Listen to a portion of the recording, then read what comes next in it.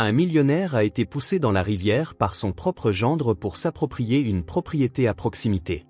Un garçon noir a vu cela et... Avant de commencer l'histoire, n'oubliez pas de laisser un like et de vous abonner à la chaîne pour voir plus d'histoires comme celle-ci. Le soleil de fin d'après-midi projetait de longues ombres dorées sur Hampstead, peignant les champs vallonnés et la rive tranquille de la rivière dans des teintes d'ambre et de cuivre. Denny se tenait au bord de la rivière, ses baskets s'enfonçant légèrement dans le sol doux et humide. Le bourdonnement lointain des cigales se mêlait au clapotis rythmique de l'eau serpentant à travers les roseaux, un son qu'il trouvait étrangement apaisant. Dans sa main se trouvait un bâton usé qu'il utilisait pour remuer le courant, regardant l'eau tourbillonner et se tordre autour comme un serpent. Cet endroit était devenu son refuge au fil des ans, un lieu où le poids de son monde semblait plus léger. Sa mère, Michelle, travaillait sans relâche comme infirmière, enchaînant les doubles shifts pour joindre les deux bouts. Après le décès de son père dans un accident de travail, leur vie modeste dans une petite maison en périphérie de la ville n'offrait pas beaucoup de luxe, mais Denny s'en moquait, ici il pouvait rêver. Il imaginait souvent leur vie transformée, une maison plus grande, de nouveaux vêtements pour sa mère, peut-être même un vélo rouge brillant pour lui-même. Il prit une profonde inspiration, laissant l'air frais remplir ses poumons. L'odeur terreuse des feuilles humides et de la mousse lui rappelait les histoires que sa mère lui racontait lorsqu'il était plus jeune, celles des héros courageux qui s'aventuraient dans des forêts inconnues pour sauver des royaumes. Denny aimait penser qu'il pourrait un jour être l'un d'eux, mais pour l'instant, son royaume était cette étendue tranquille de la rivière. Un grondement sourd interrompit ses pensées, tranchant la tranquillité d'un bord tranchant. Il plissa les yeux en amont et aperçut une élégante Lexus noire glissant sur l'ancien pont, sa surface polie scintillant à la lumière déclinante. Hors de propos dans cette petite ville rurale discrète, la curiosité picotait les pensées de Denny alors qu'il inclinait la tête. Personne ne conduisait habituellement aussi loin à moins d'être perdu, et la vue d'une telle voiture, un luxe qu'il n'avait vu que dans les magazines, lui semblait étrange.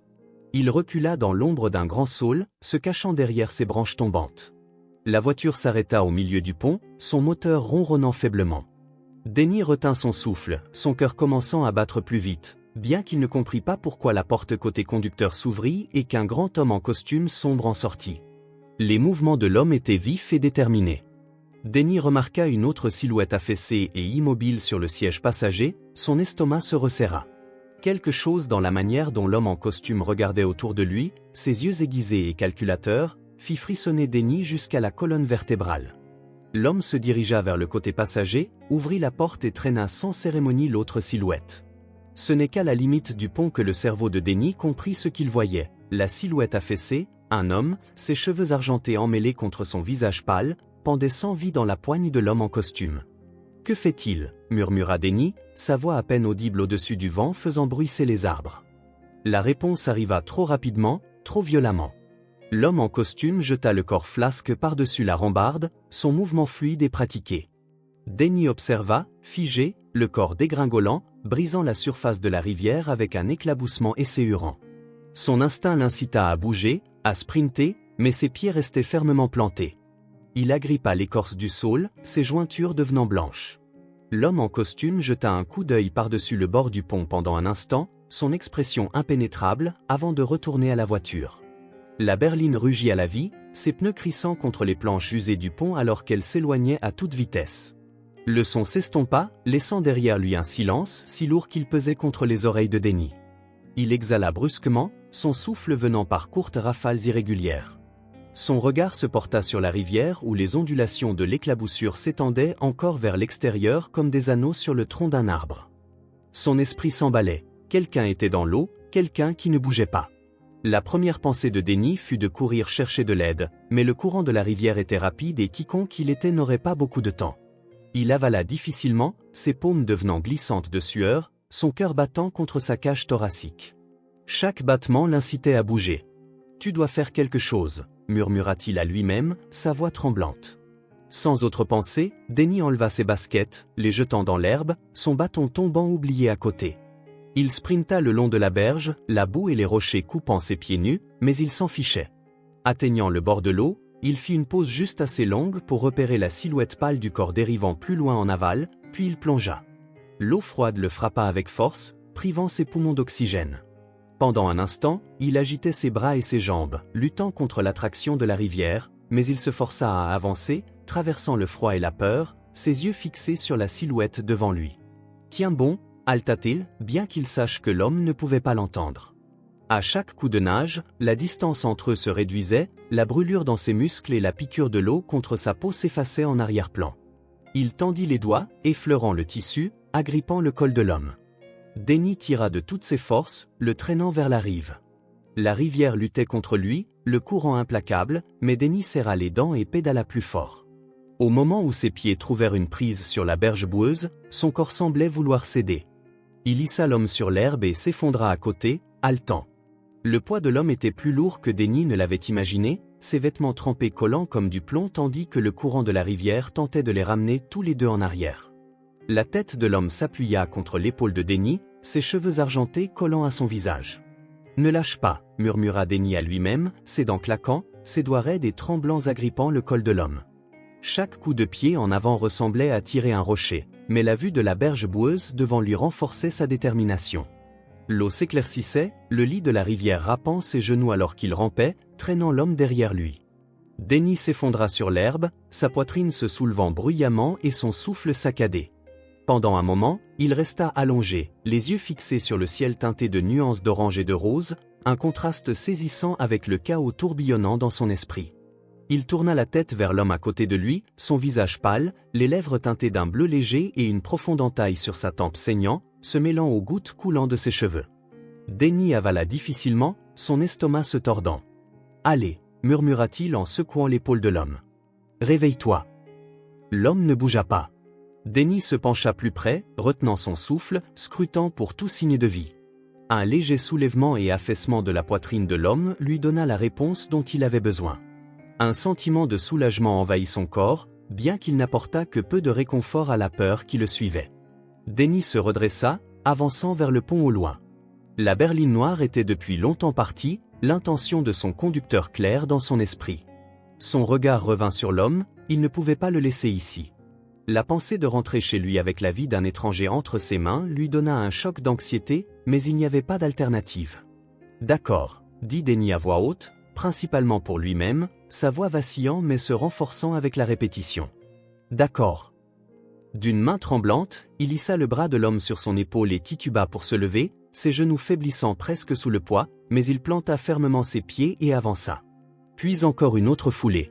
Le voyage de retour fut lent et épuisant, chaque muscle du corps de Denny protestant, mais il persista. La lumière vacillante de la véranda de sa maison apparut comme un phare, et il en fut presque submergé de soulagement. La porte grinça ouverte avant qu'il puisse frapper. Michel se tenait dans l'embrasure de la porte, un torchon dans une main, son expression passant de la confusion à l'alarme. En un battement de cœur, Denny, qu'est-ce ? Son regard tomba sur l'homme inconscient affalé contre son fils, et elle se précipita en avant, attrapant l'autre bras de l'homme. Que s'est-il passé ? Je l'ai trouvé, dit Denny en haletant, ses mots s'entremêlant dans la rivière. Quelqu'un l'a jeté du pont. Michel resta figé un instant, ses yeux s'écarquillant, puis sans un mot de plus, elle aida Denny à poser l'homme sur le vieux canapé dans le salon. Le torchon tomba oublié sur le sol alors qu'elle s'agenouillait à côté de lui, ses mains se déplaçant avec la compétence habituelle d'une infirmière. « Denny, prends la trousse de premier soin, » dit-elle, son ton vif mais assuré. Denny se précipita vers la salle de bain, ses jambes encore tremblantes. Il revint avec la trousse, la lui tendant avant de s'effondrer sur le fauteuil, sa poitrine se soulevant alors qu'il tentait de reprendre son souffle. Michel mit rapidement une paire de gants, ses doigts sondant habilement le cuir chevelu de l'homme autour de la blessure. « Qui est-il » demanda-t-elle sans lever les yeux. « Je ne sais pas » admit Denny, sa voix à peine audible. « Je viens juste de le voir. Quelqu'un l'a jeté du pont, maman, je ne pouvais pas simplement le laisser. » Les mains de Michel s'arrêtèrent une fraction de seconde avant de reprendre le nettoyage de la plaie et de la personne qui avait fait cela. « Parti » dit Denny en serrant les bords de la chaise, ses jointures blanchissant. « Ils sont partis avant que je ne puisse voir grand-chose. » Michel fronça les sourcils, ses lèvres se pressant en une fine ligne. Elle travailla en silence, recousant la blessure avec des mains fermes. L'homme gémit doucement, ses paupières flottant mais ne s'ouvrant pas. « Il est vivant » dit-elle doucement, comme pour se rassurer elle-même. Elle enveloppa un bandage autour de sa tête et vérifia de nouveau son pouls. Pour l'instant, Denny s'enfonça plus profondément dans la chaise, son corps douloureux, son esprit rejoint la scène au pont. Le poids de ce qu'il avait vu s'installa lourdement sur lui, se mêlant à une étincelle de fierté d'avoir fait quelque chose, de ne pas avoir détourné le regard. Michel se reposa sur ses talons, son regard se tournant vers son fils, ses yeux s'adoucissant d'un mélange d'inquiétude et d'admiration. « Tu as bien fait, dit-elle, sa voix maintenant plus douce, mais Denny. Cet homme, qui qu'il soit, a des ennemis. Tu as apporté plus que juste. Lui dans cette maison. » Denny croisa son regard, la gravité de ses mots s'imprégnant. Il hocha lentement la tête. « Je sais, maman, mais il avait besoin d'aide. Que puis-je faire d'autre ?» Michel soupira, tendant la main pour serrer la sienne. « Rien d'autre, dit-elle doucement, mais nous devons trouver ce qu'il faut faire ensuite. » L'homme bougea faiblement, attirant leur attention. Ses lèvres murmurèrent un seul mot qui s'échappa dans un chuchotement rauque, « Jessica ». La voix était à peine un murmure, mais elle avait suffisamment de poids pour trancher le silence de la pièce. « Jessica », répéta l'homme. « Jessica ». Paul hocha faiblement la tête, son regard fixé sur Denny et Michel. Michel s'approcha, ses mains brunes sombres reposant légèrement sur le bord du canapé, son regard étant vif, rempli de la concentration d'une infirmière, bien que les coins de sa bouche trahissent une profonde inquiétude. Sa peau lisse et éclatante d'une chaleur naturelle capturait la lumière tamisée de la lampe au-dessus d'elle. Denny la regarda silencieusement, son jeune visage pâle de fatigue et de surprise. « Jessica », répéta Michel doucement, testant le nom comme s'il pouvait débloquer l'énigme devant elle. « Qui est Jessica ?» L'homme ne répondit pas, sa respiration superficielle mais régulière remplissant le silence. Les doigts de Michel effleurèrent le bord du bandage qu'il avait enroulé autour de sa tête, vérifiant s'il y avait du saignement frais. Il n'y en avait pas, mais la vue des blessures de l'homme, les ecchymoses, fit serrer l'estomac de Michel. Elle se redressa, jetant un coup d'œil par-dessus son épaule à Denny qui n'avait pas bougé de la chaise. « Tu as dit que quelqu'un l'a jeté du pont ? Tu en es sûr ?» Denny hocha la tête, sa voix basse. « Je l'ai vu. Il y avait une voiture, une noire de luxe. L'homme qui conduisait l'a juste jetée comme si de rien n'était. » Les lèvres de Michel se pressèrent en une ligne serrée. « Quel genre de personne fait quelque chose comme ça ?» murmura-t-elle, plus pour elle-même que pour Denny. Son regard revint sur l'homme. « Qui es-tu et quel genre de problème as-tu apporté à ma porte ?» Denny bougea dans son siège, ses doigts serrant le tissu usé des accoudoirs de la chaise. « Maman, il n'a pas apporté les problèmes. C'est quelqu'un qui lui a fait ça. Ils ont essayé de le tuer. » Michel ferma les yeux un instant, le poids des mots de Denny s'installant sur elle. Lorsqu'elle les rouvrit, son expression s'était durcie, la chaleur de son inquiétude initiale cédant la place à une détermination froide. « Nous allons gérer ça, Denny, mais en ce moment, tu dois aller te coucher. » « Je ne pars pas, » dit Denny rapidement, sa voix plus forte qu'avant. « Denny, il a besoin de nous, » interrompit-il, sa voix teintée d'une rare défiance. « Je ne le laisse pas. Seul. » Michel fixa son fils, ses sourcils fronçant dans un mélange de frustration et de fierté réticente. Elle soupira et s'affaissa sur ses talons. « D'accord, mais reste là tranquillement. Laisse-moi réfléchir. » La pièce retomba au silence, sauf pour le léger grincement du canapé alors que l'homme bougeait légèrement. Michel le regarda, son esprit tissant des questions qu'elle ne pouvait pas encore répondre. Quelque chose dans la manière dont il avait murmuré Jessica restait avec elle, un nom prononcé non pas en passant mais avec une urgence profonde et non résolue. Paul bougea, un faible gémissement s'échappant de ses lèvres alors que les bords de sa conscience commençaient à s'affiner. Le monde était flou au début, des formes douces et des sons étouffés. Mais bientôt, des images plus nettes traversèrent le canapé.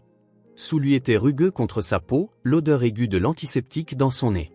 Il essaya de bouger, mais une douleur vive traversa sa tempe, le figant sur place. « Calme-toi, tu es blessé, ne te lève pas » dit une voix calme mais ferme. La voix se focalisa avec la femme à qui elle appartenait.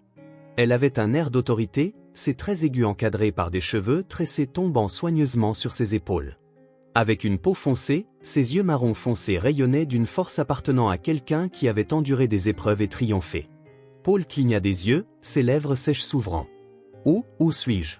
Ma maison ?» Elle répondit, son ton égal mais marquant une lassitude. « Mon fils t'a trouvé. Tu étais dans la rivière, la rivière. » Les mots tiraient quelque chose dans son esprit, des fragments de mémoire remontant comme des fantômes des profondeurs.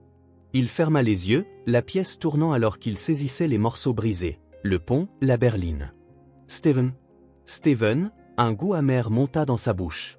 Il pouvait le voir maintenant, aussi clair que le moment où cela s'était passé. Le visage calme de Steven de l'autre côté du bureau, le tourbillon sombre de café et la tasse qu'il lui avait tendue. « Tu as trop travaillé », avait dit Steven, sa voix lisse presque gentille. « Tu dois te détendre. » Paul ouvrit les yeux, le souvenir se dissolvant dans le présent, sa voix rauque à peine audible. « Café. » Michel se pencha plus près.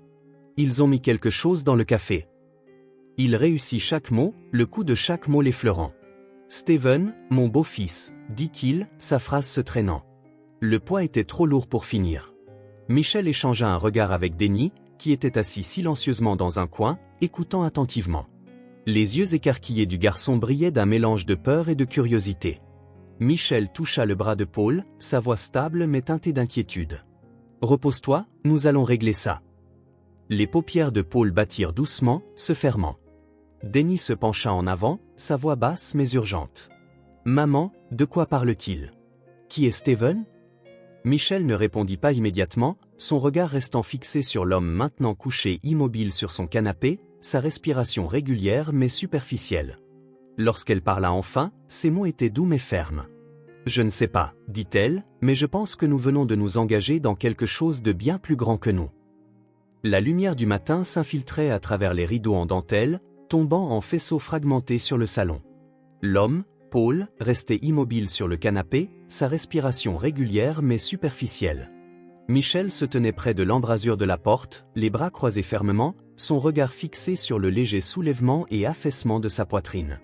Denis était assis à la petite table de la salle à manger, faisant semblant d'être absorbé par le crouton de pain sur son assiette, bien que ses yeux continuaient de se diriger vers le canapé. Michel expira finalement, sortant son téléphone de sa poche. Elle fit défiler ses contacts, s'arrêtant sur un nom avant d'appuyer sur le bouton d'appel. La ligne sonna 2 fois avant qu'une voix familière ne réponde. « Michel », la voix de Josh teintée d'une curiosité engourdie, « qu'est-ce qui se passe? » « Il est tôt. » Michel déclara brusquement, « Josh, j'ai besoin de ton aide. » Son ton était sec, sérieux. Quelque chose s'est passé. Il y eut une pause, le son du remuement alors que Josh s'asseyait de l'autre côté de la ligne. Quel genre de « quelque chose » Michel jeta un coup d'œil au canapé, puis se retourna, baissant la voix. Denis a trouvé un homme dans la rivière la nuit dernière. Quelqu'un l'a jeté du pont. La voix de Josh s'affûta, « C'est bon, il va bien. » Michel le rassura, bien que la tension dans ses épaules trahissait son inquiétude persistante. Mais l'homme est gravement blessé, il est réveillé maintenant, mais il y a plus que ça.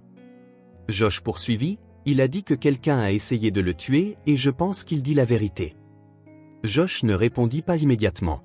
Michel pouvait presque entendre les rouages de son expérience de détective s'enclencher. Je serai là dans 30 minutes. Josh arriva exactement 34 minutes plus tard, sa veste en cuir usé accrochée sur son épaule et un sac d'outils à la main. Il était grand, avec une carrure maigre et un air pragmatique et vif. Ses yeux foncés balayèrent la pièce dès qu'il entra, s'attardant un instant sur Paul. « Je m'appelle Paul Grieve », dit-il d'une voix rauque à peine audible. « Quelqu'un a essayé de me tuer. » Josh s'agenouilla près du canapé, observant la pâleur de l'homme, le bandage autour de sa tête et le regard hanté dans ses yeux à moitié fermés. « Tu as l'air d'avoir traversé l'enfer, » dit Josh, son ton rugueux mais pas méchant. « Que s'est-il passé ?»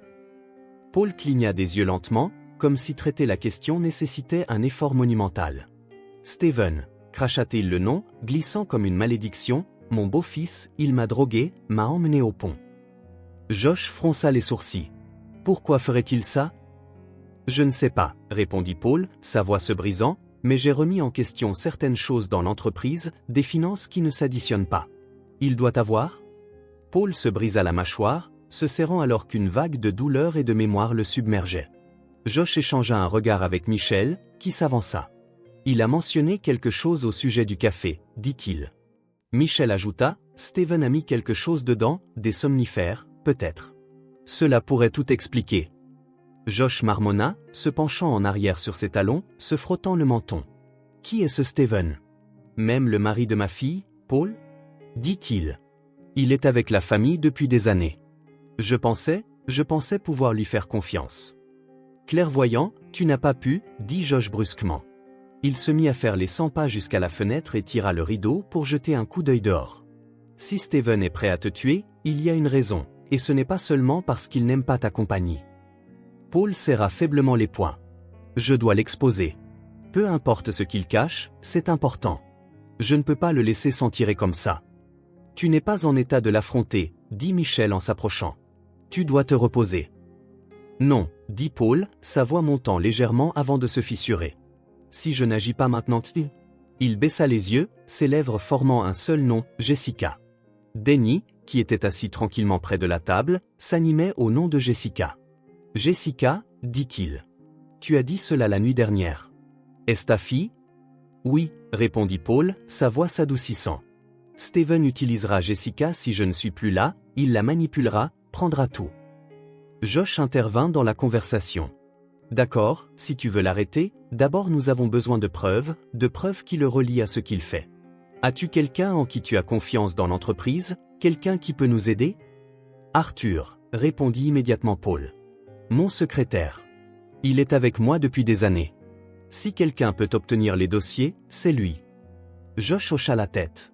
Bien, nous commencerons par là. Je vais le contacter et voir ce qu'il sait. Michel croisa les bras, son inquiétude gravée sur son visage. Et nous, si Steven est prêt à tuer Paul? Qu'est-ce qui l'empêche de venir après Denny ou moi? Il ne sait pas où vous êtes. Josh répondit fermement. Et si nous sommes malins, il ne le découvrira pas. Malgré ses assurances, le poids du danger auquel il faisait face restait dans la pièce. Denny jeta un coup d'œil à sa mère, ses lèvres pressées en une fine ligne. Nous l'arrêterons, dit-il tranquillement, plus pour lui-même que pour quiconque. Josh adoucit son regard en regardant le garçon. Tu as du cran, gamin, dit-il. Mais cela va devenir compliqué. Laissez-nous nous occuper du travail lourd. Paul a légèrement ajusté sa détermination, vacillant à travers son épuisement. Désordonné ou non, nous n'avons pas le choix, dit-il alors que la pièce tombait dans le silence. Les premiers éléments de leur plan commençaient à prendre forme. Arthur s'est appuyé en arrière dans sa chaise, la lueur tamisée de sa lampe de bureau projetant de longues ombres sur les piles de papier et de registres éparpillés devant lui. Son bureau était silencieux, à l'exception du craquement occasionnel du vieux plancher en bois, l'absence de la présence rassurante de Paul pesait sur lui ces 2 derniers jours, et les rumeurs sur la disparition soudaine du président commençaient à circuler à une vitesse alarmante. Disparu, marmonna Arthur en se frottant les tempes. Le mot lui semblait lourd dans la bouche. Paul Grieve n'était pas le genre d'homme à disparaître sans explication. Quelque chose n'allait pas et Arthur le sentait dans ses os. Le son aigu de son téléphone le fit se redresser brusquement. Il l'attrapa sur le bureau, l'identifiant de l'appelant affichant un numéro inconnu. « Arthur, c'est Josh, dit-il sèchement. Je suis le frère de Michel. Paul est avec nous. » Arthur se figea, serrant le téléphone plus fort. « Avec toi » répéta-t-il, la suspicion s'infiltrant dans son ton.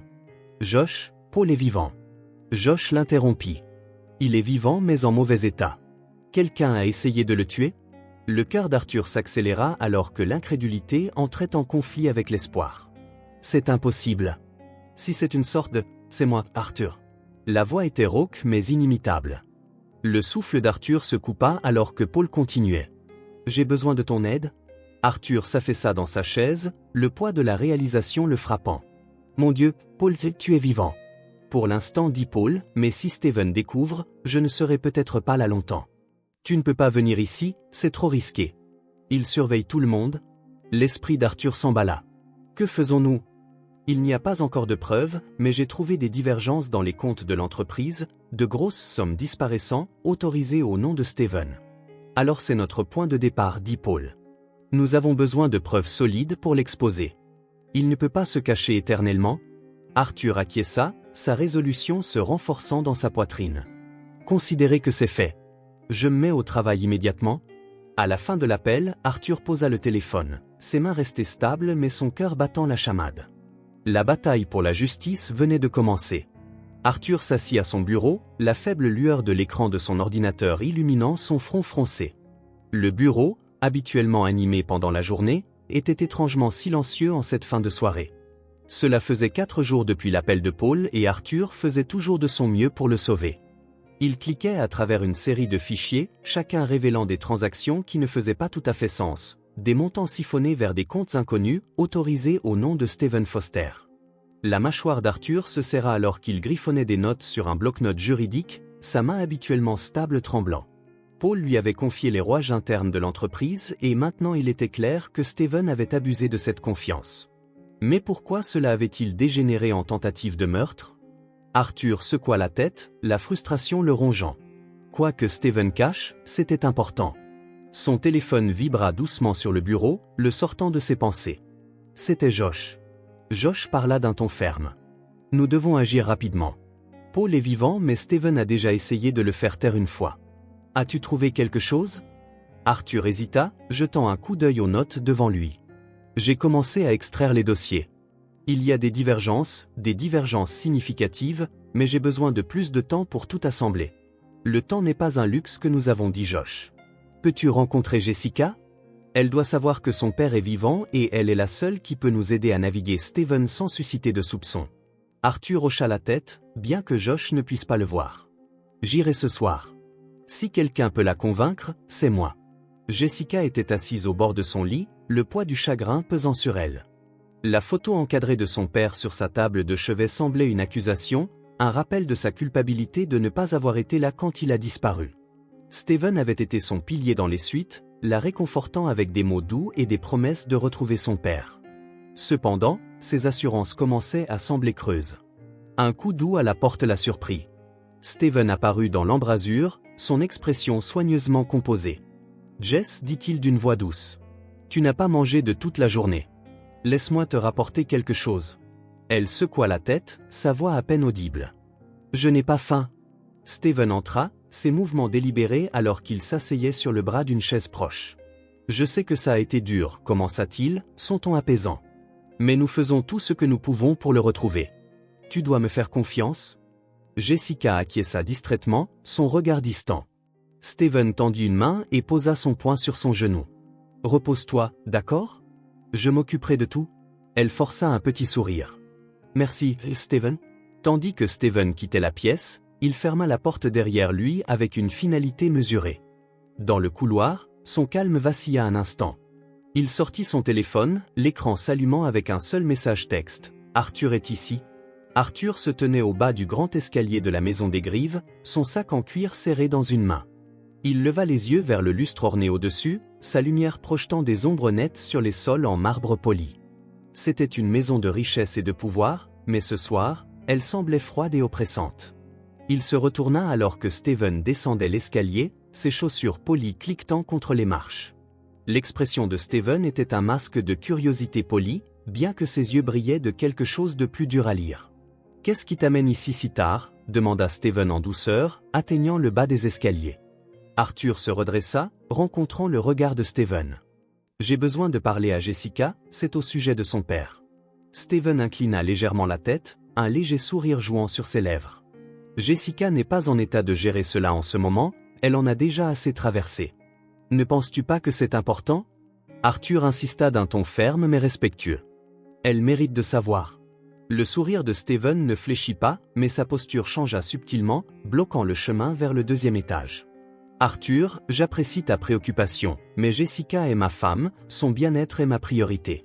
La dernière chose dont elle a besoin, c'est plus de détresse. » Les doigts d'Arthur se serrèrent autour de la sangle de son sac. Si c'est détressant, c'est peut-être parce qu'elle ne connaît pas la vérité complète. L'expression de Steven s'assombrit, bien que sa voix reste calme. La vérité, c'est que Paul est parti et tant que nous n'en saurons plus, je ne laisserai personne causer de la douleur inutile à ma femme, pas même toi. Arthur hésita, la colère flambant dans sa poitrine, mais il se força à respirer. Pousser Steven maintenant n'accomplirait rien et perdre son calme n'exacerberait que la situation. À la place, il hocha rigide la tête. « Très bien, dit-il d'un ton froid. Mais cette conversation n'est pas terminée. » Le sourire de Steven revint comme s'il avait remporté une petite victoire. « Je laisserai Jessica savoir que tu es passé. Prends soin de toi, Arthur. » Arthur se retourna et sortit, ses pas résonnant dans le vaste hall vide. En atteignant sa voiture, il serra les poings, la frustration bouillonnant. Il avait vu le contrôle que Steven exerçait sur Jessica, la façon dont il manipulait son chagrin, mais Arthur n'abandonnait pas encore. Il sortit son téléphone et composa le numéro de Josh. « Nous avons un problème, dit Arthur. » Dès que la ligne fut connectée, Josh répondit. Steven garde une surveillance vigilante sur elle, je n'ai pas pu l'approcher. Alors, essayons une autre méthode. Josh répliqua. Steven ne peut pas la surveiller chaque seconde, nous trouverons une ouverture. Arthur s'appuya contre la voiture, sa mâchoire serrée. Nous devons le faire, elle est la clé de tout cela. Denny était assis en tailleur sur le tapis usé du salon, son visage crispé par la détermination alors qu'il regardait Josh et Arthur débattre des détails de leur prochaine action. Michel flottait près de la cuisine, les bras croisés et l'expression mêlant inquiétude et épuisement. Paul, pâle et silencieux, s'appuyait contre le canapé, ses yeux vifs malgré les ecchymoses sur son visage. « Je te dis que Steven ne va laisser personne s'approcher de Jessica, déclara Arthur en faisant les 100 pas dans la pièce. Il la surveille constamment, l'homme est paranoïaque et pour une bonne raison. Alors, nous avons besoin de quelqu'un qui ne suscitera pas ses soupçons. » Josh compta et hocha la tête vers Denny. Quelqu'un d'inattendu? La pièce tomba dans le silence alors que tous les regards se tournèrent vers Denny. Denny est un garçon si courageux pour son âge. Que penses-tu? Si tu es d'accord, laisse un commentaire dans la section ci-dessous. Le garçon cligna des yeux puis redressa son dos, sentant une opportunité de se prouver. Je peux le faire? Non, dit immédiatement Michel, sa voix ferme. C'est dangereux et tu n'es qu'un enfant. Mais c'est pour cela que ça va marcher, argumenta Denny, sa voix montant en urgence. Il ne va pas penser qu'un gamin est capable de quelque chose. Je peux entrer, parler à Jessica et lui transmettre le message. Michel commença, mais Paul leva une main pour la faire taire. Laisse-le parler. Paul dit-il d'une voix faible mais ferme.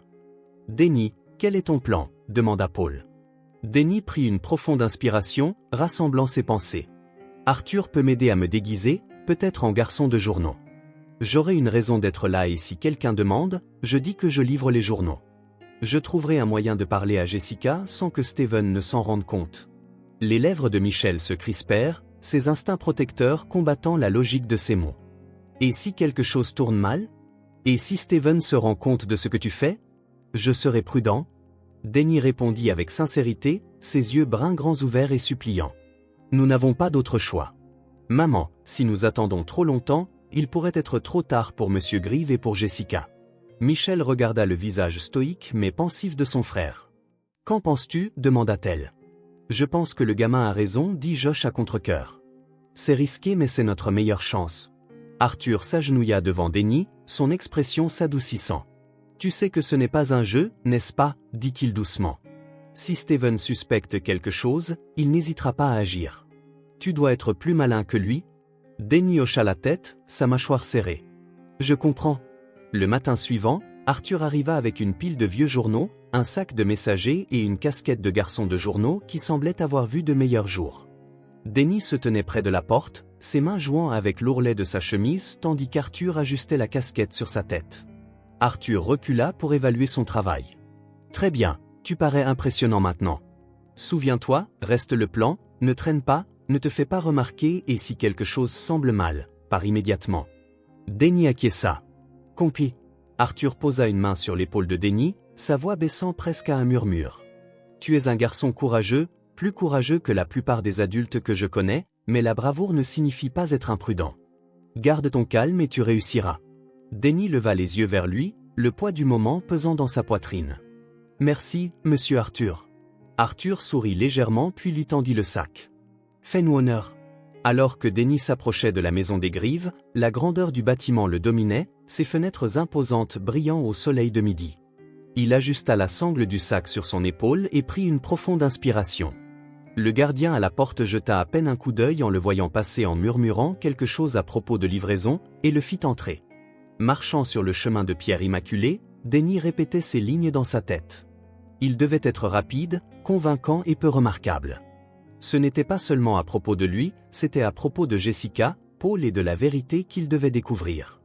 Lorsqu'il atteignit la porte d'entrée, il sonna, son cœur battant dans sa poitrine. Quelques instants plus tard, la lourde porte grinça et Jessica se tenait devant lui, les yeux rouges mais bienveillants. Elle le regarda descendre, son expression s'adoucissant. « Bonjour, puis-je vous aider ?» Denny avala difficilement, serrant la sangle de son sac. « Après-midi, madame ?» Jessica leva un sourcil, sa curiosité piquée. « Une livraison spéciale ?» Denny acquiesça, plongeant sa main dans son sac et en sortant un journal plié. Caché dans les pages se trouvait une petite note de Paul. Il la lui tendit, ses doigts tremblant légèrement. « C'est de quelqu'un qui tient à vous. » Jessica hésita, son regard se posant sur le journal. Lentement, elle le prit, ses doigts effleurant ceux de Denny alors qu'elle dépliait le journal. Ses yeux parcoururent la note et son souffle se coupa. Au coin de la première page, une petite note était griffonnée en traits de crayon pâle. « Ton père est vivant. Son adresse est le 46 Willow Street. Ne fais pas confiance à Steven. » Denny n'attendit pas sa réaction. Il inclina sa casquette et se tourna pour partir, son cœur battant la chamade. La mission n'était pas encore terminée, mais il avait franchi la première étape. En descendant le chemin, il jeta un dernier coup d'œil en arrière. Jessica se tenait toujours dans l'embrasure de la porte, la note serrée dans sa main, son expression un mélange de choc et d'espoir. Denny s'autorisa un petit sourire fugace. Pour la première fois, il se sentait comme un héros. Jessica était assise au bord de son lit, la note froissée serrée dans ses mains tremblantes. Son cœur battait fort alors qu'elle répétait les mots encore et encore, les traits de crayon pâle s'inscrivant dans son esprit. « Ton père est vivant. Son adresse est le 46 Willow Street. Ne fais pas confiance à Steven. » Elle plia rapidement la note, la glissant dans la poche de son cardigan. Alors que sa porte grinçait en s'ouvrant, Steven entra, son expression calme et mesurée, mais sa présence remplissait la pièce d'une tension non dite. « Jess, dit-il doucement, s'appuyant contre le cadre de la porte. Tu as été debout ici pendant des heures, tout va bien ?» Jessica força un sourire, ses doigts se frottant nerveusement contre sa poche. « Je vais bien. » Steven inclina légèrement la tête, ses yeux sombres scrutant son visage. « Tu as traversé tellement de choses. Je veux juste que tu saches que tu n'es pas seul dans tout ça. Je suis là pour toi. » Jessica acquiesça muette, réprimant l'envie de le confronter. Si la note était vraie, si son père était vraiment vivant, alors tout ce que Steven lui avait dit était un mensonge. Elle ne pouvait pas se permettre de lui faire savoir qu'elle soupçonnait quelque chose. « Je comprends, murmura-t-elle. « Je sais que c'est dur, dit-il en lui offrant un sourire compatissant et avançant pour poser une main sur son épaule. Prends tout le temps dont tu as besoin, je m'occuperai de tout. » En quittant la pièce, Jessica exhala difficilement, son pouls accélérant, son esprit tourmenté par le doute et la confusion. Mais au fond, une lueur d'espoir brûlait intensément. Elle devait découvrir la vérité par elle-même. Le soir suivant, sous le couvert du crépuscule, Jessica s'éclipsa de la maison, ses pas légers et délibérés. Elle héla un taxi et remit au chauffeur un bout de papier avec l'adresse inscrite dessus. Le trajet fut tendu, chaque feu de rue passant jetant des ombres fugaces sur son visage. Lorsque le taxi s'arrêta devant une maison modeste de Willow Street, Jessica hésita un instant avant de descendre. Son souffle se coupa alors qu'elle approchait de la porte, sa main tremblante frappant. La porte s'ouvrit légèrement et un visage féminin prudent apparut. « Michelle, l'infirmière qui a sauvé ton père ?» demanda Jessica. Michelle répondit doucement, ouvrant davantage la porte. « Entrez. » Jessica entra, ses yeux se posant immédiatement sur la silhouette frêle assise sur le canapé, l'homme qu'elle avait pensé perdu pour toujours. « Dad, murmura-t-elle, des larmes montant à ses yeux. Paul dit d'une voix brisée en tendant une main. « Je pensais t'avoir perdu. » Elle se précipita vers lui, s'agenouillant à ses côtés. « Je pensais t'avoir perdu, s'écria-t-elle. Steven intervint, il a dit que tu étais parti. » Les yeux de Paul s'assombrirent, une tempête de douleur et de colère traversant son visage. « Steven a menti, Jessica.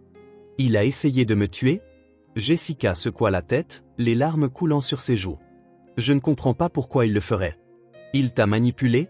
Paul répondit doucement mais fermement, « Il veut le contrôle de l'entreprise, de tout. Il pensait qu'en se débarrassant de moi, ce serait plus facile. » Le cœur de Jessica se serra alors que les pièces commençaient à s'assembler. Les assurances de Steven, son insistance à tout gérer, tout cela n'était qu'une façade. « Comment ai-je pu être aussi aveugle ?» murmura-t-elle. « Je lui faisais confiance. » Paul posa sa main sur son visage, tremblante. « Ce n'est pas de ta faute, Jess. Steven est un maître manipulateur. Mais maintenant, tu connais la vérité et nous pouvons l'arrêter ensemble. » Jessica hocha la tête, sa détermination se renforçant. « Dis-moi ce que je dois faire. » Michel s'avança, sa voix stable. « D'abord, nous avons besoin de preuves sur ce que Steven a fait. Arthur travaille déjà à rassembler des preuves dans l'entreprise. Si nous pouvons l'exposer, nous pourrons le faire tomber. » Jessica se redressa, essuyant ses larmes. « Je ferai tout ce qu'il faut, il ne s'en sortira pas ainsi. » Père et fille s'étreignirent, un sentiment de détermination emplissant la pièce. La bataille était loin d'être terminée, mais pour la première fois, ils étaient unis et prêts à se battre. Le cœur d'Arthur battait la chamade alors qu'il feuilletait des piles de dossiers dans la salle d'archives faiblement éclairée de Grive Industries. Le son de sa respiration semblait assourdissant face au silence oppressant. Il avait minutieusement planifié cela, la plupart du personnel était rentré chez lui et la sécurité avait été allégée. Pourtant, chaque craquement des planchers lui donnait l'impression d'un avertissement. Le faisceau de sa lampe de poche balayait un autre meuble qu'il ouvrit. Ses doigts parcouraient les dossiers, la majorité des rapports étaient standards, ne montrant rien d'inhabituel. Mais sa main s'arrêta sur des comptes spéciaux non marqués. Il les tira, en feuilletant le contenu, le nom de Stephen Foster apparaissait à plusieurs reprises, lié à des transactions qui firent tourner l'estomac d'Arthur. « Je t'ai eu » murmura-t-il sous son souffle, sortant son téléphone pour prendre des photos des documents. Un bruit lointain, une porte qui s'ouvrait, le figea sur place. Arthur éteignit la lampe de poche et s'accroupit, tendant l'oreille pour entendre des pas qui résonnaient faiblement, se rapprochant. Son pouls s'accéléra. Il remit le dossier dans le meuble et se glissa dans l'ombre, serrant son téléphone. Les pas passèrent, faisant une courte pause près de l'entrée de la salle d'archives avant de continuer dans le couloir. Arthur exhala lentement, attendant que les sons disparaissent complètement. Il sortit par le chemin qu'il avait emprunté, le cœur battant mais la détermination ferme. Il avait ce dont ils avaient besoin, des preuves de l'escroquerie et de la mauvaise utilisation des fonds de l'entreprise par Stephen. Il ne restait plus qu'à les transmettre à Paul et aux autres. Pendant ce temps, Stephen Foster renforçait diligemment son emprise sur Grive Industries. Il se tenait devant un groupe de journalistes, son expression sombre alors que les caméras clignotaient autour de lui. « Nous faisons tout notre possible pour localiser Paul », dit-il d'une voix stable et résolue. En tant que président, il a été la colonne vertébrale de cette entreprise et son absence se fait profondément sentir. Je tiens à assurer à nos actionnaires et employés que nous sommes pleinement engagés à poursuivre son héritage en cette période difficile. Il recula alors que des murmures parcouraient la foule. La performance de Stephen était impeccable, ses mots soigneusement choisis, son attitude celle de la préoccupation. Cependant, il ne pouvait ignorer les murmures de malaise croissants parmi les membres du conseil. Il devait agir rapidement pour consolider sa position avant que quiconque ne commence à poser les mauvaises questions. De retour à la maison, rue Willow, la tension était palpable alors qu'Arthur disposait les photos compromettantes sur la petite table à manger. Paul, Jessica, Michel, Denny et Josh se rassemblèrent autour d'eux, leurs expressions variant de la stupéfaction à la sombre satisfaction. « C'est ça », dit Arthur en tapotant l'un des documents. Des transferts non autorisés vers des comptes offshore, tous liés à Stephen. C'est suffisant pour que le conseil le remette en question, mais nous aurons besoin de plus pour le faire tomber complètement. Paul hocha la tête, sa mâchoire serrée. C'est un début. Bon travail, Arthur. Jessica se pencha en avant, ses yeux parcourant les photos, ses mains tremblant légèrement mais sa voix restant ferme. Stephen m'a menti pendant des années, me manipulant. Il ne va pas s'arrêter à moins que nous ne l'arrêtions. Denny, assis à côté d'elle, prit la parole. Alors, quel est le plan? Comment allons-nous utiliser cela? Josh croisa les bras, l'air pensif. Nous devons cibler directement sa réputation. Si nous pouvons exposer cela aux médias ou le confronter lors d'une réunion du conseil, cela le mettra dans une position difficile. Michel nota, mais il agit déjà comme la victime. Si nous ne faisons pas attention, il va tordre cela à son avantage. Paul jeta un coup d'œil à Jessica, son expression s'adoucissant. Jess, tu es la clé. Tu connais Stephen mieux que quiconque. Le confronter aura un impact significatif sur la situation. Jessica avala difficilement, sa détermination vacillant derrière sa peur. Je le ferai. Peu importe ce qu'il faut. Michel tendit la main pour la serrer. Nous serons tous là pour te soutenir. La pièce se tut un instant, le poids de leur tâche pesant lourdement sur eux. Mais alors que leurs regards se rencontraient autour de la table, un sentiment d'unité commença à grandir. Ils n'étaient plus simplement des individus combattant leur propre bataille, ils formaient une équipe unie par un objectif commun. Nous allons mettre fin à cela, dit Paul fermement. Ensemble, et alors que les plans commençaient à prendre forme, une force tranquille s'installa sur eux. Ils étaient prêts à affronter ce qui viendrait ensuite. La grande salle de conférence de Grive Industries bourdonnait de murmures discrets alors que les actionnaires, cadres et membres du conseil affluaient. Les murs ornés de fenêtres du sol au plafond laissaient entrer la lumière du matin, inondant la pièce et mettant en valeur la table en bois poli et les surfaces brillantes. À la tête de la table se trouvait Stephen Foster, son costume bien ajusté impeccable, son attitude calme et autoritaire. Steven parcourut la salle du regard, ses yeux sombres se rétrécissant légèrement alors qu'il observait le mélange de loyauté et de doute parmi les participants. Il sourit légèrement pour lui-même, cette réunion était son moment pour solidifier son contrôle. Bien que les rumeurs concernant la disparition de Paul se soient intensifiées, Steven s'était positionné diligemment en tant que leader inébranlable nécessaire pour guider l'entreprise à travers cette période difficile. Il tapa légèrement sur la table pour appeler à l'ordre. Les murmures cessèrent, tous les regards se tournant vers lui. « Mesdames et messieurs », commença Steven d'une voix douce et autoritaire. « Merci de vous être joints à moi aujourd'hui. Comme vous le savez, nous faisons face à un défi sans précédent avec la disparition de Paul Grieve. Son leadership et sa vision ont façonné cette entreprise et son absence se fait profondément sentir. » Steven fit une pause, son expression sombre, mais il ajouta « Nous devons avancer. L'entreprise a besoin de stabilité. En tant que président intérimaire, je suis prêt à m'assurer que Grieve Industries non seulement survive, mais prospère pendant cette période difficile. » La salle s'anima de hochements de tête polis et de murmures d'approbation. La confiance de Steven grandissait et il continua « Je prévois de restructurer nos opérations pour nous adapter aux défis actuels. Avec votre soutien, nous pouvons honorer l'héritage de Paul tout en forgeant une nouvelle voie. » Alors que Steven lançait une explication détaillée de ses initiatives proposées, la tension dans la salle se modifia subtilement. Quelques regards sceptiques furent échangés entre les membres du conseil, mais Steven les ignora. Sa performance était calculée et sans faille, il avait le contrôle jusqu'à ce que la porte s'ouvre brusquement. La salle tomba dans le silence, les têtes se tournant vivement vers l'entrée. Paul Grieve entra, son allure mince, son visage marqué par des ecchymoses, mais sa présence indéniable. L'air sembla changer, le poids de son autorité pesant sur la salle.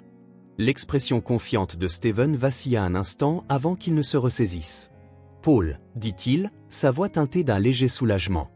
Tu es vivant, c'est inattendu. » Le regard de Paul se fixa sur Steven, froid et inébranlable. « Inattendu, j'imagine, » répondit-il, sa voix stable malgré un sous-courant de colère. Il avança, accompagné de Jessica et Arthur, leurs expressions résolues. Steven força un sourire, son ton passant à la préoccupation. « Nous avons cherché partout, tout le monde ici s'est inquiété pour toi. Épargne-moi le théâtral. » Paul interrompit, sa voix coupant la salle. « Nous savons tous les deux exactement pourquoi j'ai disparu. » La tension dans la pièce s'épaissit, l'atmosphère autrefois polie remplacée par un silence inquiet. Paul se tourna vers les actionnaires et les membres du conseil réunis, sa voix ferme mais remplie de conviction. « Mesdames et messieurs, je n'étais pas porté disparu. J'ai été presque assassiné. » Des souffles parcoururent la salle. Le visage de Steven s'assombrit, sa poigne se serrant sur le bord de la table. Paul continua, tirant un dossier de sous son bras. « L'homme en qui vous avez confiance pour diriger en mon absence a non seulement trahi cette entreprise, mais a également tenté de m'éliminer pour cacher ses crimes. » Il ouvrit le dossier, présentant des photos et des documents à la vue de tous. Voici les preuves de l'escroquerie de Steven Foster, des transferts non autorisés vers des comptes offshore, tous à son nom. Cette entreprise a été gravement impactée par ces actions. Steven se leva brusquement, sa voix aiguisée. « C'est absurde, ces accusations sont sans fondement. Paul, tu as traversé une épreuve traumatisante. » Paul le coupa à nouveau. « Traumatique, en effet. J'ai bu du café que tu as empoisonné, Steven. Je me suis réveillé dans une voiture avec toi pour être jeté d'un pont comme des ordures. » La salle éclata en murmures choqués. Le masque de calme de Steven commença à se fissurer. « Vous ne pouvez pas prouver cela, » dit-il, sa voix tendue. Arthur s'avança, brandissant une clé USB. « En réalité, nous pouvons. Ces documents sont des copies des dossiers financiers te liant directement aux fonds manquants et aux témoignages de Paul. Ce n'est que le début. » Jessica se tint à côté de son père, sa voix tremblante mais résolue. « Tu m'as menti, Steven. Tu m'as trompé, exploitant ma douleur pour dissimuler tes actions. Mais c'est fini maintenant. » Le regard de Steven parcourut la salle, cherchant un allié, mais il ne trouva que suspicion et indignation. Les membres du conseil murmuraient entre eux, leur confiance en lui s'effritant à chaque mot de Paul et de ses alliés. Paul s'approcha de la table, sa voix ferme. « Steven Foster est un fraudeur et un criminel. J'avais confiance en lui pour diriger mon entreprise et ma famille, et il a trahi les deux. Je reprends ma position de président, avec effet immédiat. » La salle éclata en applaudissements et en murmures d'accord, étouffant les protestations de Steven alors que des agents de sécurité s'avançaient sur ordre de Paul. Le visage de Steven se tordit en une expression de désespoir et de fureur. La maison modeste de Willow Street était plus calme qu'elle ne l'avait été depuis des jours. La tension qui pesait lourdement semblait se dissiper, remplacée par un calme presque étranger. Dans le salon, Michelle était assise en face de Paul, la lueur tamisée d'une lampe de table projetant de douces ombres sur leur visage. Michelle se jouait avec ses mains, son regard fixé sur le sol. Elle inspira profondément avant de parler, sa voix à peine au-dessus d'un chuchotement. « Paul, je te dois des excuses. » Paul leva les sourcils, sa posture se redressant légèrement. « Une excuse pourquoi ? Pour comment j'ai agi quand Denny t'a amené ici. » Michelle avoua ces mots qui s'échappèrent précipitamment. « Je te voyais comme un fardeau, un danger pour ma famille. Je voulais protéger mon fils et j'ai laissé cela obscurcir mon jugement. » Paul l'étudia un instant, son visage marqué s'adoucissant. « Tu protégeais ton enfant, Michelle. » Elle répondit, « Il n'y a pas besoin de t'excuser pour cela, mais je t'ai mal jugé. Je pensais que te garder ici mettrait Denny en danger. Je ne réalisais pas que tu étais simplement un père essayant de protéger ton propre enfant. » Un silence s'installa entre eux, mais il n'était plus lourd. Paul se pencha en avant, ses mains jointes fermement. « Nous faisons ce que nous devons pour nos enfants, dit-il doucement. Nous endurons l'impensable si cela signifie les garder en sécurité. C'est ce que tu as fait pour Denny et c'est ce que j'ai essayé de faire pour Jessica. » Michelle hocha la tête, ses yeux brillants. « Je comprends cela maintenant et je vois à quel point tu as été fort à travers tout cela. » Paul sourit légèrement. « La force reconnaît la force, Michelle. Tu es plus forte que tu ne le penses. » Ses lèvres se courbèrent en un petit sourire, où pour la première fois depuis des jours, elle ressentit un sentiment de paix. Ils restèrent assis dans une compréhension silencieuse, deux parents liés par l'amour féroce qu'ils avaient pour leurs enfants, prêts à affronter ensemble ce qui viendrait ensuite. La grande salle de conférence de Grieve Industries bourdonnait de murmures discrets alors que les actionnaires, cadres et membres du conseil affluaient. Les murs ornés de fenêtres du sol au plafond laissaient entrer la lumière du matin, inondant la pièce et mettant en valeur la table en bois poli et les surfaces brillantes. À la tête de la table se trouvait Steven Foster, son costume bien ajusté impeccable, son attitude calme et autoritaire. Steven parcourut la salle du regard, ses yeux sombres se rétrécissant légèrement alors qu'il observait le mélange de loyauté et de doute parmi les participants.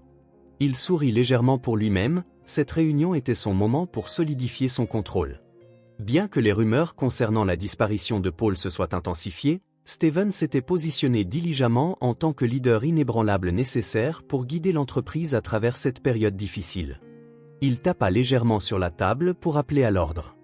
Les murmures cessèrent, tous les regards se tournant vers lui. « Mesdames et messieurs, » commença Steven d'une voix douce et autoritaire. « Merci de vous être joints à moi aujourd'hui. Comme vous le savez, nous faisons face à un défi sans précédent avec la disparition de Paul Grieve. Son leadership et sa vision ont façonné cette entreprise et son absence se fait profondément sentir. » Steven fit une pause, son expression sombre, mais il ajouta « Nous devons avancer. L'entreprise a besoin de stabilité, en tant que président intérimaire, je suis prêt à m'assurer que Grieve Industries non seulement survive, mais prospère pendant cette période difficile. » La salle s'anima de hochements de tête polis et de murmures d'approbation. La confiance de Steven grandissait et il continua « Je prévois de restructurer nos opérations pour nous adapter aux défis actuels. Avec votre soutien, nous pouvons honorer l'héritage de Paul tout en forgeant une nouvelle voie. » Alors que Steven lançait une explication détaillée de ses initiatives proposées, la tension dans la salle se modifia subtilement. Quelques regards sceptiques furent échangés entre les membres du conseil, mais Steven les ignora. Sa performance était calculée et sans faille, il avait le contrôle jusqu'à ce que la porte s'ouvre brusquement. La salle tomba dans le silence, les têtes se tournant vivement vers l'entrée. Paul Grieve entra, son allure mince, son visage marqué par des ecchymoses, mais sa présence indéniable. L'air sembla changer, le poids de son autorité pesant sur la salle. L'expression confiante de Steven vacilla un instant avant qu'il ne se ressaisisse. « Paul, » dit-il, sa voix teintée d'un léger soulagement. « Tu es vivant, c'est inattendu. » Le regard de Paul se fixa sur Steven, froid et inébranlable. « Inattendu, j'imagine, » répondit-il, sa voix stable malgré un sous-courant de colère. Il avança, accompagné de Jessica et Arthur, leurs expressions résolues. Steven força un sourire, son ton passant à la préoccupation. Nous avons cherché partout, tout le monde ici s'est inquiété pour toi. Épargne-moi le théâtral. Paul interrompit, sa voix coupant la salle. Nous savons tous les deux exactement pourquoi j'ai disparu. La tension dans la pièce s'épaissit, l'atmosphère autrefois polie remplacée par un silence inquiet. Paul se tourna vers les actionnaires et les membres du conseil réunis, sa voix ferme mais remplie de conviction. Mesdames et messieurs, je n'étais pas porté disparu. J'ai été presque assassiné. Des souffles parcoururent la salle. Le visage de Steven s'assombrit, sa poigne se serrant sur le bord de la table. Paul continua, tirant un dossier de sous son bras. L'homme en qui vous avez confiance pour diriger en mon absence a non seulement trahi cette entreprise, mais a également tenté de m'éliminer pour cacher ses crimes. Il ouvrit le dossier, présentant des photos et des documents à la vue de tous. Voici les preuves de l'escroquerie de Steven Foster, des transferts non autorisés vers des comptes offshore, tous à son nom. Cette entreprise a été gravement impactée par ces actions. Steven se leva brusquement, sa voix aiguisée. C'est absurde, ces accusations sont sans fondement. Paul, tu as traversé une épreuve traumatisante. Paul le coupa à nouveau. Traumatique, en effet. J'ai bu du café que tu as empoisonné, Steven. Je me suis réveillé dans une voiture avec toi pour être jeté d'un pont comme des ordures. La salle éclata en murmures choqués. Le masque de calme de Steven commença à se fissurer. Vous ne pouvez pas prouver cela, dit-il, sa voix tendue. Arthur s'avança, brandissant une clé USB. En réalité, nous pouvons. Ces documents sont des copies des dossiers financiers te liant directement au fonds manquant et au témoignage de Paul. Ce n'est que le début. Jessica se tint à côté de son père, sa voix tremblante mais résolue. Tu m'as menti, Steven. Tu m'as trompé, exploitant ma douleur pour dissimuler tes actions. Mais c'est fini maintenant. Le regard de Steven parcourut la salle, cherchant un allié, mais il ne trouva que suspicion et indignation. Les membres du conseil murmuraient entre eux, leur confiance en lui s'effritant à chaque mot de Paul et de ses alliés. Paul s'approcha de la table, sa voix ferme. Steven Foster est un fraudeur et un criminel. J'avais confiance en lui pour diriger mon entreprise et ma famille, et il a trahi les deux. Je reprends ma position de président, avec effet immédiat. La salle éclata en applaudissements et en murmures d'accord, étouffant les protestations de Steven alors que des agents de sécurité s'avançaient sur ordre de Paul. Le visage de Steven se tordit en une expression de désespoir et de fureur. La maison modeste de Willow Street était plus calme qu'elle ne l'avait été depuis des jours. La tension qui pesait lourdement semblait se dissiper, remplacée par un calme presque étranger. Dans le salon, Michelle était assise en face de Paul, la lueur tamisée d'une lampe de table projetant de douces ombres sur leur visage. Michelle se jouait avec ses mains, son regard fixé sur le sol. Elle inspira profondément avant de parler, sa voix à peine au-dessus d'un chuchotement. « Paul, je te dois des excuses. » Paul leva les sourcils, sa posture se redressant légèrement. « Une excuse pourquoi ? Pour comment j'ai agi quand Denis t'a amené ici. » Michelle avoua ces mots qui s'échappèrent précipitamment. « Je te voyais comme un fardeau, un danger pour ma famille. Je voulais protéger mon fils et j'ai laissé cela obscurcir mon jugement. » Paul l'étudia un instant, son visage marqué s'adoucissant. « Tu protégeais ton enfant, Michelle. » Elle répondit, « Il n'y a pas besoin de t'excuser pour cela, mais je t'ai mal jugé. Je pensais que te garder ici mettrait Denis en danger. Je ne réalisais pas que tu étais simplement un père essayant de protéger ton propre enfant. » Un silence s'installa entre eux, mais il n'était plus lourd. Paul se pencha en avant, ses mains jointes fermement. « Nous faisons ce que nous devons pour nos enfants, dit-il doucement. Nous endurons l'impensable si cela signifie les garder en sécurité. C'est ce que tu as fait pour Denis et c'est ce que j'ai essayé de faire pour Jessica. » Michelle hocha la tête, ses yeux brillants. « Je comprends cela maintenant et je vois à quel point tu as été fort à travers tout cela. » Paul sourit légèrement. « La force reconnaît la force, Michelle. Tu es plus forte que tu ne le penses. » Ses lèvres se courbèrent en un petit sourire, où pour la première fois depuis des jours, elle ressentit un sentiment de paix. Ils restèrent assis dans une compréhension silencieuse, deux parents liés par l'amour féroce qu'ils avaient pour leurs enfants, prêts à affronter ensemble ce qui viendrait ensuite. À travers la ville, Steven Foster était assis seul dans les froides et stériles confines de la salle du conseil après la fin de la réunion. Sa calme impeccable avait été fracturée, son esprit s'embrouillant à la recherche d'une explication, d'une échappatoire. Il regardait fixement les documents et les preuves accablantes étalées sur la table, sa gorge se serrant sous le poids de sa prédiction. Il avala le whisky en une seule gorgée, son esprit s'emballant. Ce n'est pas fini, ça ne peut pas être fini, pensa-t-il rapidement, s'accrochant désespérément à la dernière solution possible. Peut-être pourrait-il discréditer Paul, le peignant comme délirant après sa prétendue épreuve. Les membres du conseil étaient encore sous le choc, ils pourraient tordre leur incertitude en quelque chose d'utile. La porte grinça et Steven leva brusquement la tête. Jessica entra, son expression marquée par la colère et la tristesse. Elle se tenait en face de lui, les mains reposant légèrement sur la surface polie de la table. Pendant un moment, aucun des deux ne parla, le silence entre eux épais et étouffant. Jessica fut la première à briser le silence. « Pourquoi, Steven ?» Sa voix était basse mais ferme, chaque mot chargé de douleur. « Pourquoi lui, pourquoi moi ?» Steven se pencha en arrière dans sa chaise, son esprit cherchant désespérément à reprendre le contrôle. « Jessica, tu dois comprendre, » commença-t-il, son ton calme et calculé. « Ce n'est pas ce que ça semble. Ton père a tout déformé. Il essaie de te retourner contre moi.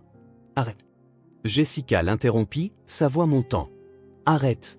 J'ai vu les preuves, je l'ai entendu et je me souviens de toutes les fois où tu m'as dit de te faire confiance alors que tu mentais en face. » Le masque de Steven glissa davantage, le désespoir s'insinuant dans sa voix. « Jess, je t'aime, tout ce que j'ai fait, je l'ai fait pour nous, pour notre avenir. Ton père allait détruire l'entreprise avec ses idées dépassées. Je devais intervenir. » Jessica secoua la tête, des larmes montant à ses yeux mais refusant de tomber. « Tu as failli le tuer, Steven. Tu as jeté mon père d'un pont ?» Sa voix se brisa mais elle se ressaisit, son regard perçant. « Comment as-tu pu appeler cela de l'amour ?» Les mains de Steven agrippèrent les accoudoirs de sa chaise, son façade de calme s'effondrant. « C'était nécessaire, » claqua-t-il, sa voix montant. « Il aurait tout ruiné. J'ai donné ma vie à cette entreprise, à toi, et il refusait de le voir. » Jessica recula légèrement, stupéfaite par son explosion, puis ses traits se durcirent, une détermination enracinée profondément en elle. « Tu ne m'as pas donné ta vie, Steven. Tu as pris morceau par morceau ma confiance, mon espoir, ma famille, mais tu n'en prendras plus. » Steven la regarda, sa confiance s'effritant sous le poids de ses mots. « Jessica, s'il te plaît, ne fais pas ça. Ne jette pas tout par-dessus bord. » Jessica se redressa, ses larmes parties, remplacées par de la clarté. « Tu l'as déjà fait, Steven. » Avant qu'il ne puisse répondre, la porte s'ouvre de nouveau. Deux officiers de police entrèrent, leur présence imposante et incontestable. Les yeux de Steven volaient entre eux, sa respiration s'accélérant. « Qu'est-ce que c'est ?» demanda-t-il, sa voix tremblante. « Foster, » dit fermement l'un des officiers, « vous êtes en état d'arrestation pour escroquerie, fraude et tentative de meurtre. » La chaise de Steven grinça contre le sol alors qu'il se levait brusquement. « C'est une erreur, » protesta-t-il, sa voix frénétique. « On me monte un piège, ce ne sont que des mensonges. » Les officiers avancèrent, la n'attrapant ses menottes. Jessica ne broncha pas alors que le regard de Steven revenait vers elle, ses yeux sauvages de désespoir. « Jessica, s'il te plaît, tu ne peux pas les laisser faire ça. Tu me connais, tu sais que ce n'est pas moi, » implora-t-il. Jessica rencontra son regard, sa voix calme mais résolue. « Je pensais te connaître, mais je me suis trompée, » répondit-elle. Elle se détourna, ses talons claquant doucement contre le sol alors qu'elle se dirigeait vers la porte. « Au revoir, Steven. » Les cris de Steven la suivirent, résonnant dans le couloir alors que les officiers le maîtrisaient. Jessica ne se retourna pas, ses pas devenant plus sûrs à chaque foulée. En sortant du bâtiment, l'air frais balaya son visage, remplissant ses poumons et clarifiant son esprit. Pour la première fois depuis des années, Jessica se sentit libre. Elle leva la tête, le poids de la trahison remplacé par une force nouvelle. Elle avait affronté la vérité, confronté l'homme qui l'avait trompée et s'était tenue aux côtés de son père. Ce n'était pas fini, pas encore, mais elle était prête pour ce qui viendrait ensuite. La petite maison de Willow Street bourdonnait d'une chaleur tranquille alors que les premiers rayons de soleil matinal traversaient les fenêtres. L'air était plus léger, les lourds nuages de tension et de peur enfin dissipés. Paul était assis à la table de la cuisine, les mains serrant une tasse de thé fumant. Michel et Denny le rejoignirent, l'atmosphère intime et sans réserve. Paul brisa le silence en premier, sa voix douce mais ferme. « Je vous dois plus que je ne pourrai jamais rembourser. » Il regarda Michel, sa gratitude évidente dans ses yeux. « Vous m'avez sauvé la vie. Alors que la plupart des gens m'auraient tourné le dos, vous n'avez pas hésité. Michel offrit un petit sourire, ses mains reposant sur la table. Ce n'était pas facile au début, admit-elle. Mais je suis contente que Denny ait eu le courage de t'amener ici. Tu m'as rappelé que la force se présente sous de nombreuses formes. Le regard de Paul se tourna vers Denny, qui était assis tranquillement, ses mains serrant sa propre tasse. Et toi, Denny, dit-il en souriant chaleureusement. Tu es plus courageux que la plupart des adultes que je connais. Ce que tu as fait a nécessité un type de courage qui ne peut être enseigné. Les joues de Denny rougirent et il baissa la tête, un sourire timide se dessinant sur son visage. J'ai juste fait ce qui me semblait juste. Paul se pencha en avant, son expression sincère. C'est exactement ce qui te rend extraordinaire.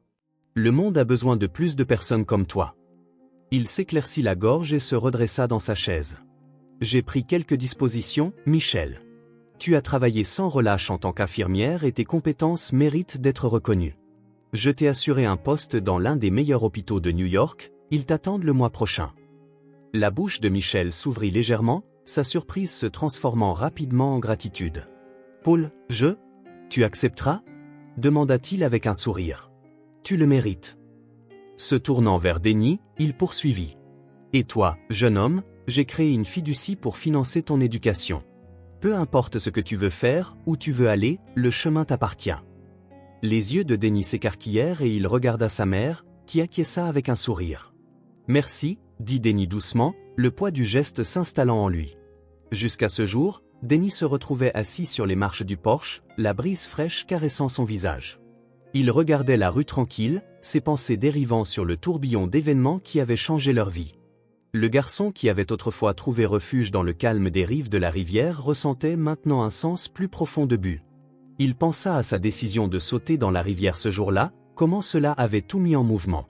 Ce n'était pas facile, il y avait eu peur, doute et des moments où il s'était senti complètement submergé, mais il avait persévéré, ce faisant, il avait découvert quelque chose sur lui-même. « Je ne suis plus le même », murmura-t-il.